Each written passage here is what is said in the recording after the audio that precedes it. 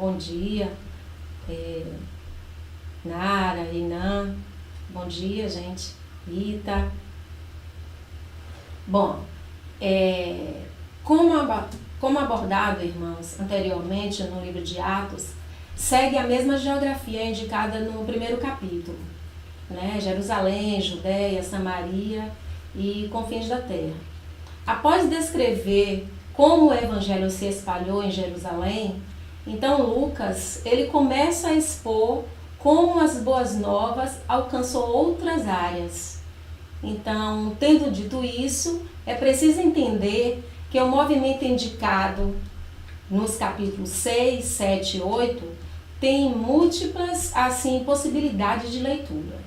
Então, vamos, assim, partir dessas duas que julgamos mais importante, que é a perseguição explica a expansão e a expansão explica a perseguição. Em ambos os casos, pode-se inferir que houve assim a manutenção da base do discurso de Lucas.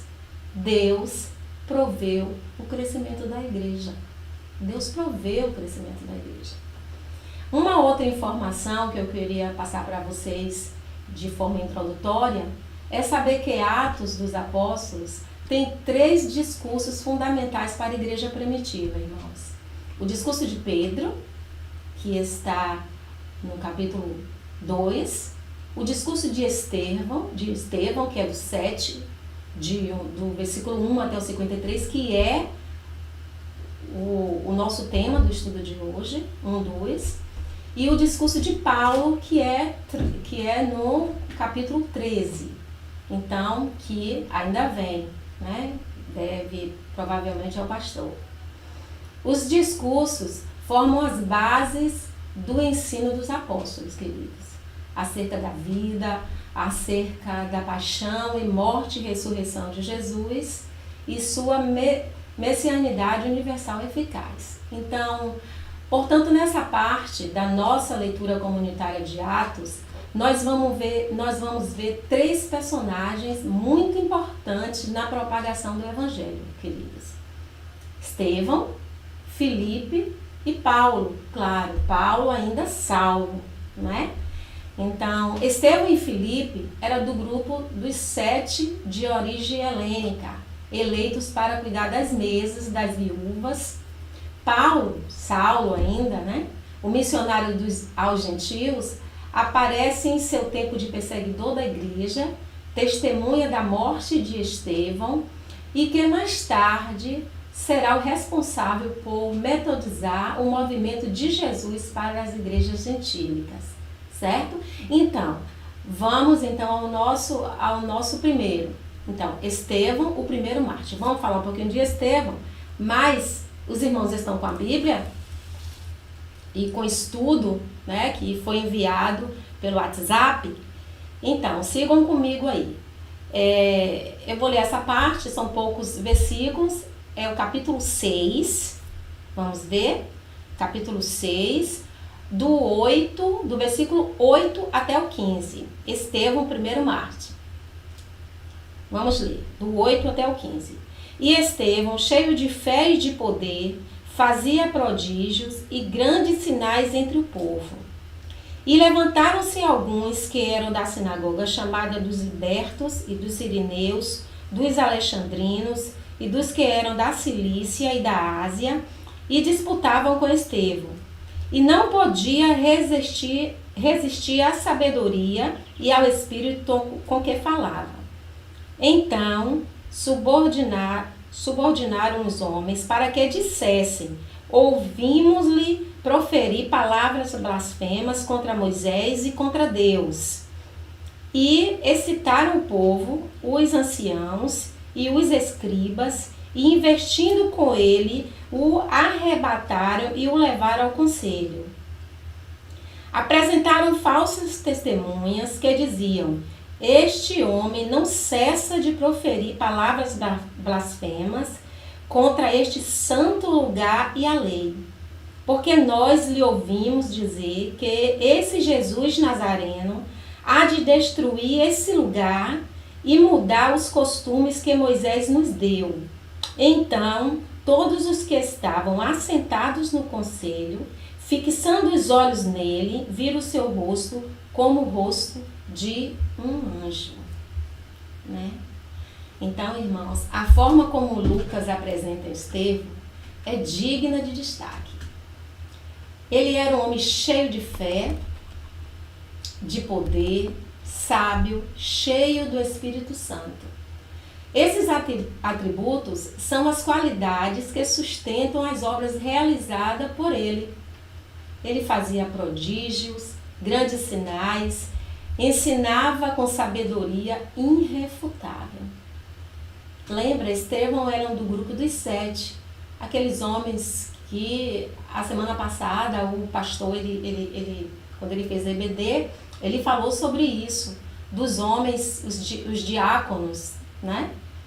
Ele falou dos homens que tinha que ser, os 7, teria que ser de boa reputação, cheios do Espírito, de sabedoria, né? Mas a gente viu que eles tinham as mesmas características dos apóstolos, né? Isso dá a ideia de que aquele grupo não era de menor importância ou qualidade, né? Afinal, eram os homens que iam servir a mesa e iam auxiliar ali na distribuição dos materiais às viúvas. Então, por que esses homens tinham que ser cheios do Espírito Santo? Por que esses homens tinham que ser cheios de sabedoria, né? Por que teria que ser para fazer esse trabalho? Mas aí mais tarde a gente vai poder perceber, a gente percebe os 7, né? Os diáconos, eles saindo da caixa, a gente vê que eles vão pregar o Evangelho, né? Eles saem para pregar o Evangelho. É isso que a gente vai ver aqui, né, a seguir. Então, ainda nesse tempo, os cristãos se reuniam junto com os judeus e por isso houve embate, irmãos, entre os do caminho e os que tinham se convertido. De fato, o livro de Atos aponta para vários embates, né? Era judeus versus cristãos, era judeus cristãos palestinenses versus judeus cristãos helênicos, judeus cristãos versus gentios cristãos, né? O texto, ele evidencia a disputa na sinagoga, né? E em que Estevão frequentava e ensinava. E só para lembrar, irmãos, o ensino de Estevão era dialógico, né? E os argumentos, eles eram expostos e eram discutidos, eles dialogavam, né? E discutiam. Como os grupos de opositores não conseguiam ganhar a disputa através da exposição de argumentos que Estevão tinha, né? Então, engenhosamente, eles acusaram falsamente Estevão de blasfemo. Por que blasfemo? Por quê, irmãos? Porque eles declararam ter Estevão proferido palavras blasfemas contra a lei de Moisés e contra Deus, e contra o próprio Deus, né? Então vamos observar ainda a seguir o discurso de Estevão, que está no capítulo 7. Gente, o capítulo 7 é o sermão de Estevão, o capítulo 7 de Atos, e é o mais longo registrado em Atos. Então, eu gostaria que os irmãos pudessem estar lendo em casa, porque vai do 7, do 1 até o 53, né? Então os irmãos possam estar lendo mais em casa, com mais calma, mas o fato é que, em sua defesa, né, Estevão, ele começa a discorrer sobre a história dos israelitas, desde Abraão e as promessas de Deus feitas por ele. Aí ele vai entra em José, na história de José, na história de Moisés, da aliança de Deus com Davi. Ele vai mostrando, queridos, o propósito de Deus em Israel ao longo do tempo, como nação, né? E a promessa do surgimento do Messias. Então, é assim, Estevão ele dá um show de conhecimento de Bíblia. E eu vejo nisso, queridos, um desafio assim, para todos nós. Nós precisamos respirar a Bíblia. Vivemos em um tempo em que não se lê, que não se conhece a Bíblia, que é a única fonte de fé e prática. A Bíblia é a revelação plena de Deus. E muitas vezes, mesmo livres,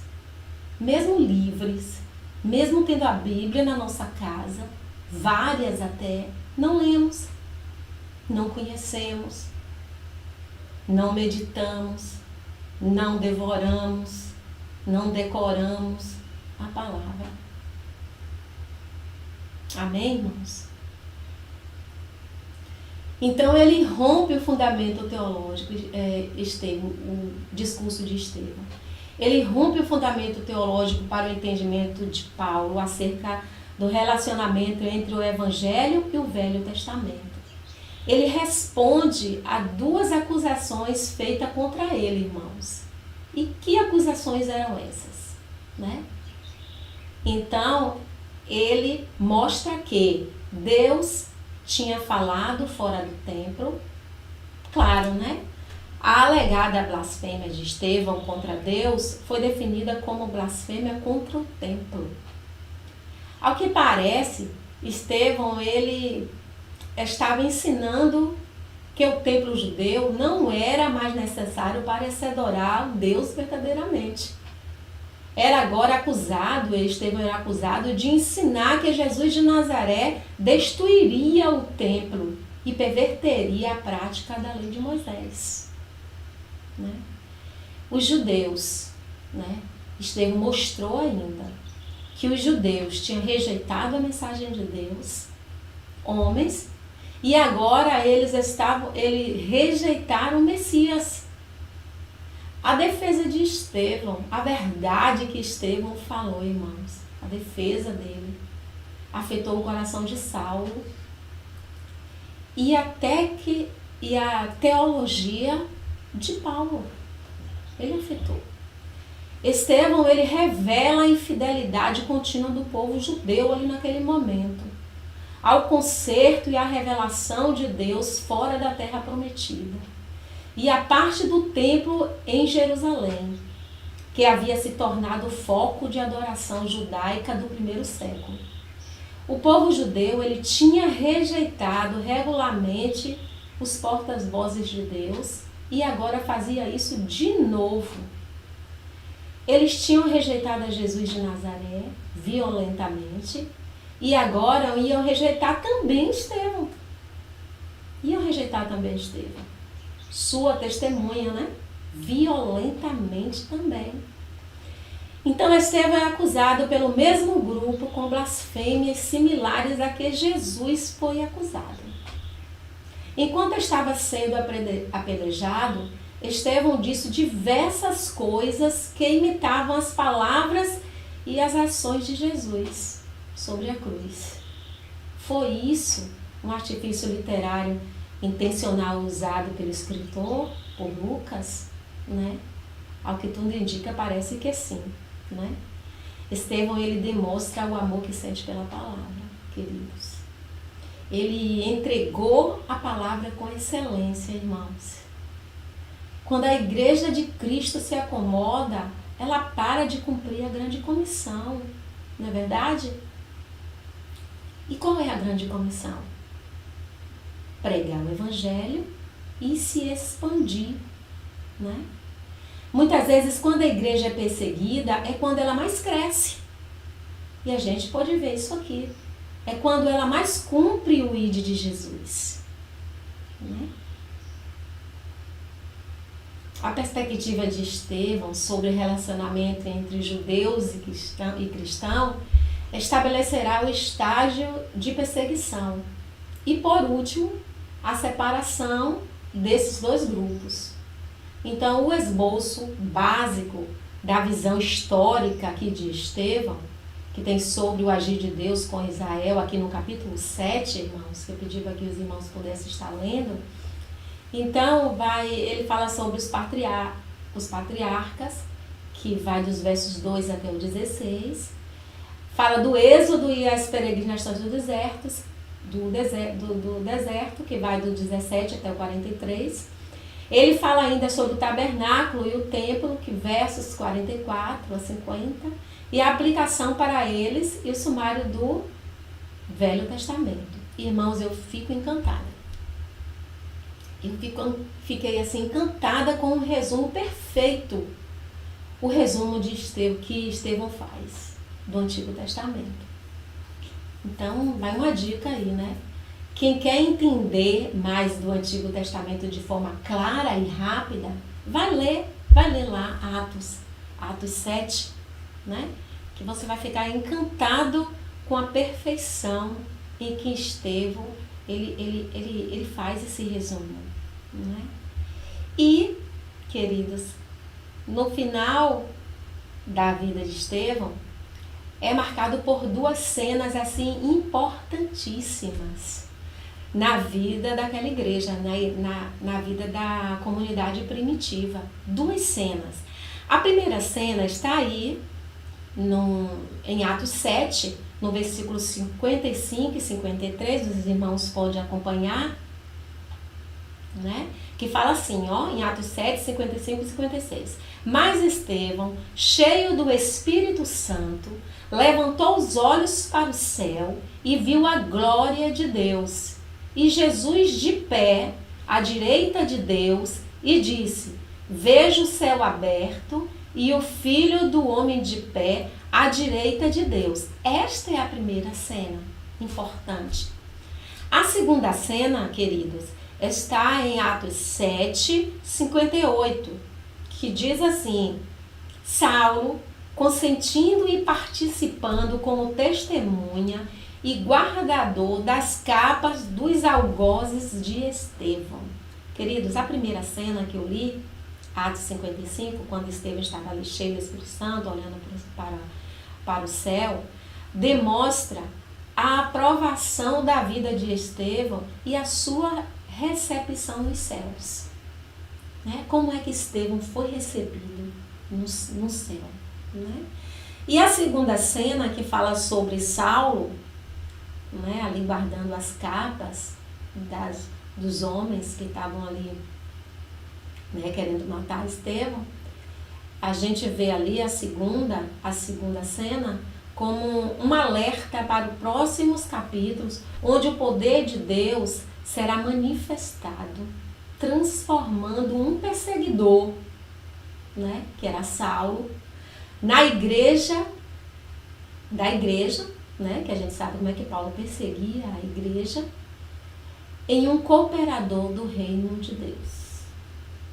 Que maravilha, irmãos, que maravilha, né? Transformar um perseguidor da igreja de Cristo em um cooperador do reino de Deus, né?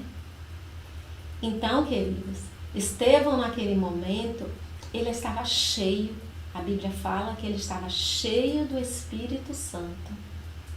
O que estava comprovado pelo fato de que tudo aquilo que ele desejou fazer, a gente viu que foi motivado por Deus. Ele teve a oportunidade de testemunhar e o resultado da pregação foi uma grande indignação dos judeus. Estevão foi martirizado por fazer a obra de Deus. E o Senhor respondeu a ele naquele momento terrível, revelando o modo pelo qual ele o glorificara. Queridos, a atitude de Estevão diante do ato é a mesma do Senhor Jesus, né? Ele suplicou ali naquele momento ao Senhor que perdoasse aqueles que estavam ali tirando a sua vida. A mesma coisa que o nosso Cristo fez, né? Logo a seguir, queridos, veio a perseguição e a expansão do Evangelho. Esse texto é pequeno, está em Atos 8, só do versículo 1 até o 4. A gente pode ler também. Vamos lá? E também Saulo consentiu na morte dele e fez-se naquele dia uma grande perseguição contra a igreja que estava em Jerusalém. E todos foram dispersos pelas terras da Judéia e da Samaria, exceto os apóstolos. E uns varões piedosos foram enterrar Estevão e fizeram sobre ele grande pranto. E Saulo assolava a igreja, entrando pelas casas, arrastando homens e mulheres, os encerrava na prisão. Mas os que andavam dispersos iam por toda parte, anunciando a palavra. Amém? A perseguição promovida e encabeçada por Saulo apesar dos poucos versos dedicados por Lucas, uma parte essencial para o cumprimento da missão da igreja em ir por todo o mundo e pregar o evangelho. Mas, como a gente adiantou o texto bíblico, não aponta um agir divino como causa primeira da perseguição. E isso nos permite entender que tanto a perseguição fez o evangelho sair da Palestina e alcançar o mundo mediterrâneo, como o crescimento do evangelho fez a perseguição também aumentar. Queridos, após assassinar Estevão, as autoridades de Jerusalém, elas, como a gente leu aqui, elas desencadearam uma implacável perseguição contra a igreja. E isso tudo liderado, claro, por quem? Por Saulo. Eles prendiam, eles assassinavam inúmeros cristãos. Isso fez com que boa parte da igreja migrasse, quer dizer, fosse para outras cidades. Então a gente viu que, embora dolorosa a perseguição, ela contribuiu para a expansão do Evangelho de Jesus Cristo. Ela contribuiu. O que pode ser dito com segurança é que, a partir dessa perseguição e da emergência da fuga, os cristãos de origem helênica, do grupo de Estevão e Filipe, começaram a deixar Jerusalém. Eles começaram a sair para outras cidades. Mas uma coisa é certa, queridos, eles levam nos seus corações e na sua boca a mensagem de Cristo, por todo lugar onde eles vão. Eles estavam levando no coração e na boca a mensagem de Cristo. Então, a perseguição, queridos, iniciada com o propósito de conter o evangelho, faz com que ele se espalhasse ainda mais, né? É como se diz, o tiro saiu pela culatra, né?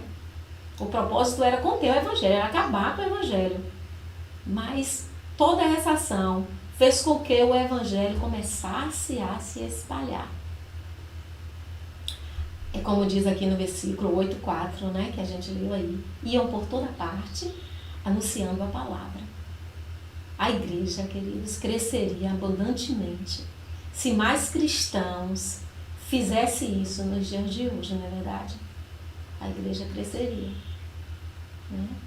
E Deus, ele promete em Romanos 8:28, quando ele fala que todas as coisas cooperam para o bem daqueles que eu amo, né? Embora Paulo ele estivesse lutando contra o trabalho da igreja e a igreja estivesse experimentando a sua pior perseguição, esse embate, né, é o que conduziria Paulo, o homem, né, que escreveu pelo menos a metade de todo o Novo Testamento, a vida eterna. Olha que maravilha, né? Bom, logo em seguida, tô olhando, gente, tô aqui, né, na visão, mas na visão aqui do pessoal que está entrando. Aí o pessoal que está entrando por agora, Adriana, bom dia, Manuel, bom dia. Ana Cristina, bom dia, Sandra, Zai, minha Zai, bom dia, a Irã. Aí de vez em quando eu tô dando uma olhadinha pro lado de cá, mas graças a Deus está chegando bem, os irmãos estão ouvindo direitinho, né?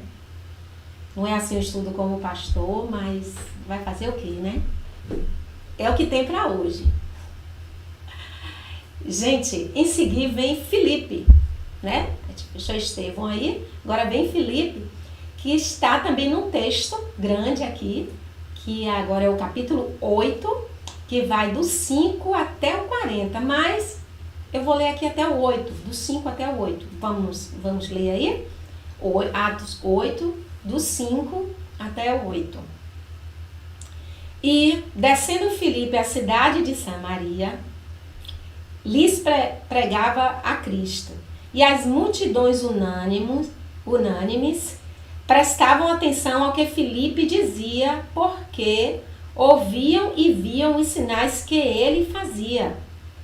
Pois o que os espíritos imundos saíam de muitos que os tinham clamando em alta voz, e muitos paralíticos e coxos eram curados. E havia grande alegria naquela cidade. Pronto, até aí. Mas os irmãos podem ir depois até o versículo 40, todos têm o estudo aí, né, nas suas mãos. Então, irmãos, o companheiro de Estevão é caracterizado com as mesmas qualidades de Estevão, né? Lucas aqui, ele destaca os seus atos de cura, de exorcismo, mas não deixou de fora, de maneira nenhuma, a capacidade que Filipe tinha de pregar o Evangelho de Deus, né? Para tanto, Lucas, né, o nosso escritor aqui, ele lançou mão de 2 argumentos. E que argumentos que Lucas lançou aqui? O primeiro é o embate com Simão Mago. E o segundo é a conversão do eunuco. Pronto, os 2. Gente, Simão Mago é um personagem pouco lembrado por nós, né? Mas de certa importância para o texto de Lucas. Ele foi um rival do Evangelho, pois ele encantou o povo de Samaria com seus truques mágicos, e até ele se auto-intitulava o grande poder de Deus. Quando Filipe chega a Samaria, Simão já era uma figura renomada por lá. Mas acontece que a pregação de Filipe e os sinais que Filipe fazia, né, maravilhosos, realizados,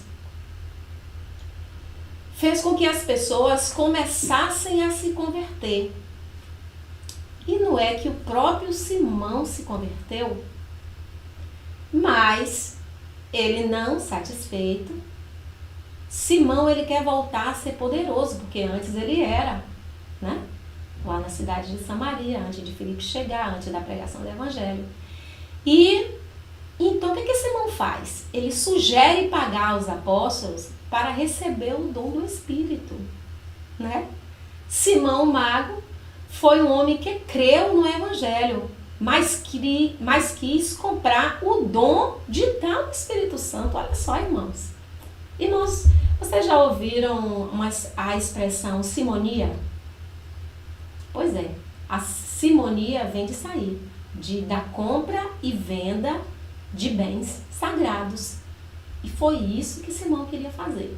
Ele queria comprar o dom de dar o Espírito Santo.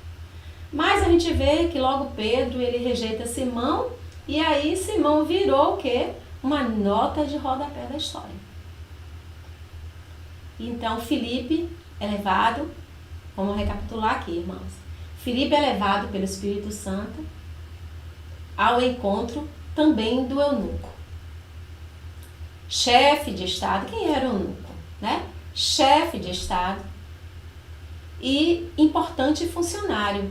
Ele era tipo assim, o encarregado de negócios da rainha Etíope Candace.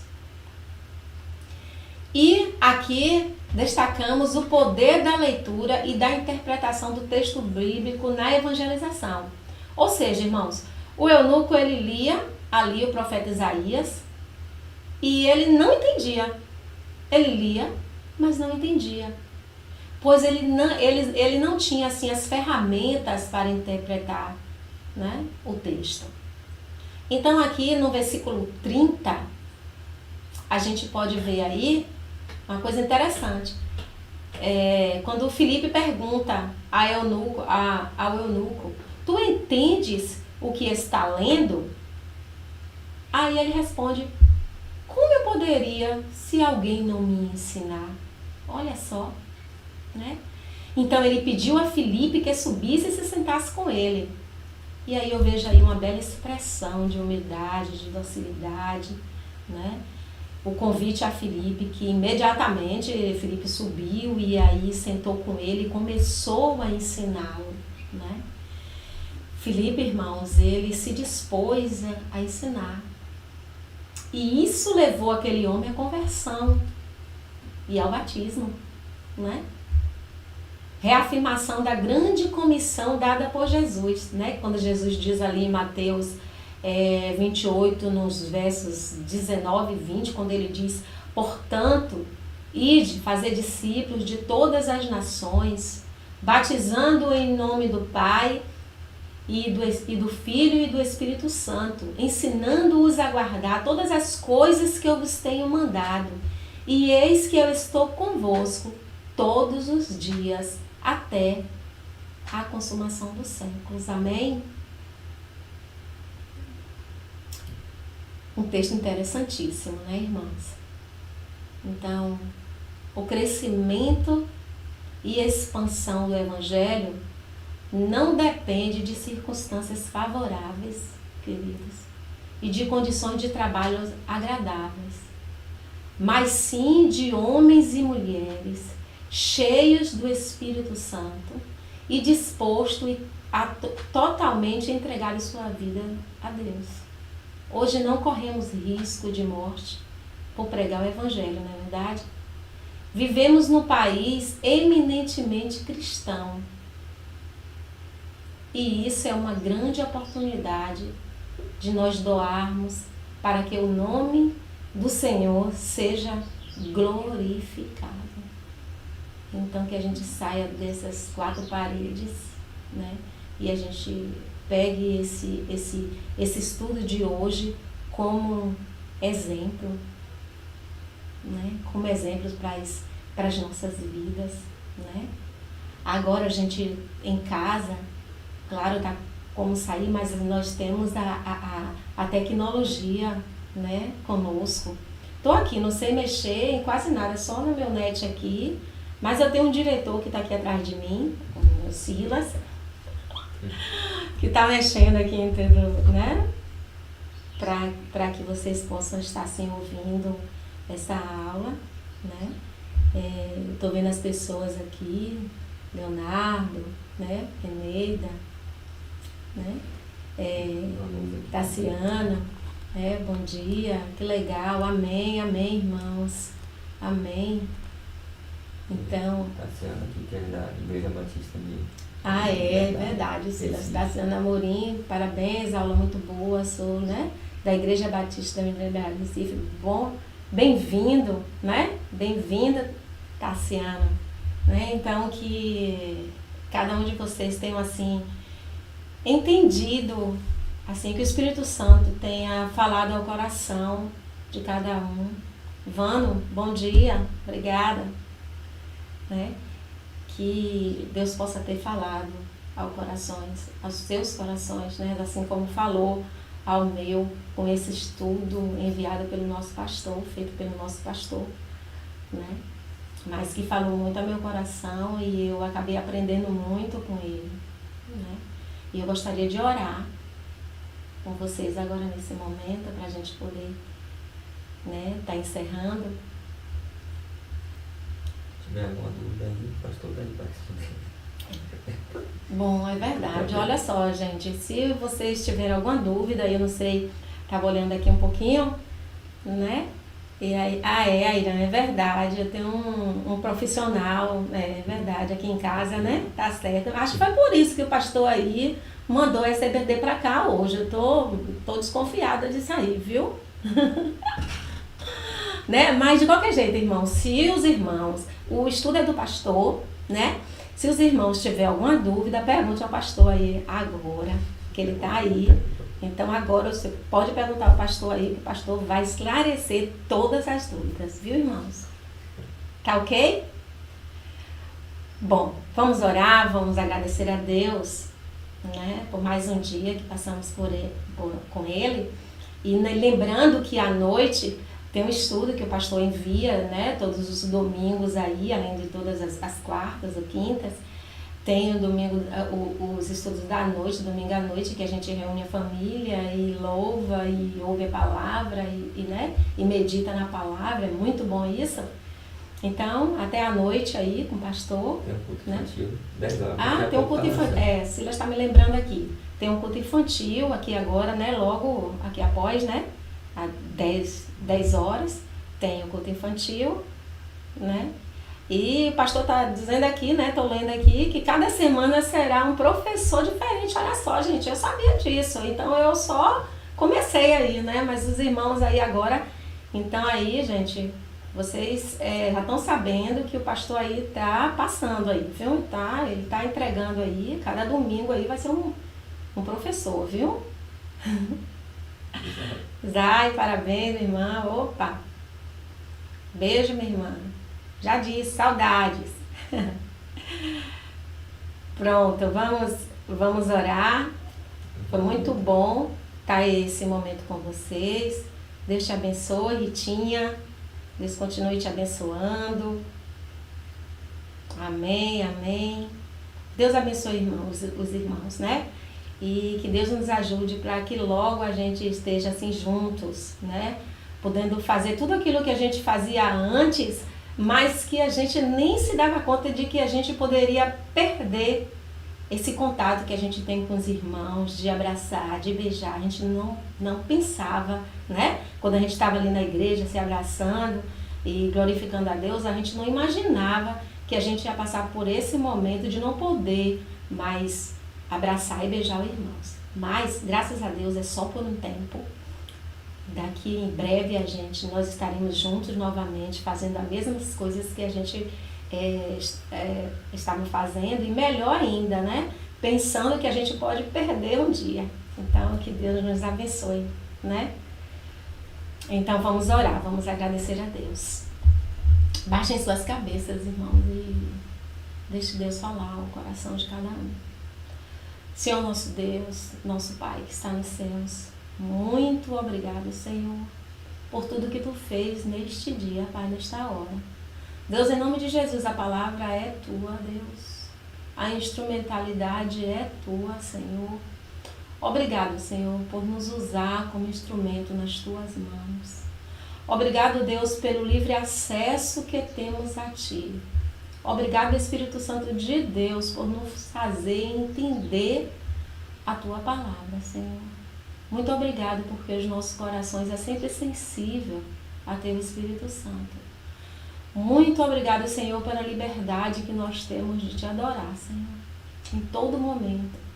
E quando a gente entende uma lição dessa, Pai, fica mais forte no nosso coração, ó Pai, a nossa gratidão pela liberdade que temos de Te adorar em todo momento, Senhor. Por esse livre acesso que temos a Ti, Deus. Muito obrigado, Senhor. Muito obrigado pela liberdade que temos de Te adorar. Pela liberdade que temos de ler a Tua palavra, Senhor. Pela liberdade que temos de meditar, Senhor, sem risco nenhum, Senhor. Nós somos livres para isso. Deus, assim é que nós oramos. Ser com cada irmão que participou, que ouviu. Muito obrigado por cada um. Abençoa cada um. Livra-nos do mal, Senhor, cada um. Deus abençoa a nossa igreja, Pai. Fala grandemente ao nosso coração nesses dias. Abençoa o nosso pastor, a sua família. Cubra ele, Senhor, com teu manto sagrado, Jesus. Pai, em nome de Jesus. É assim que nós oramos, ó Pai, e Te agradecemos. Amém. Amém, irmãos. Bom, tchau, tchau.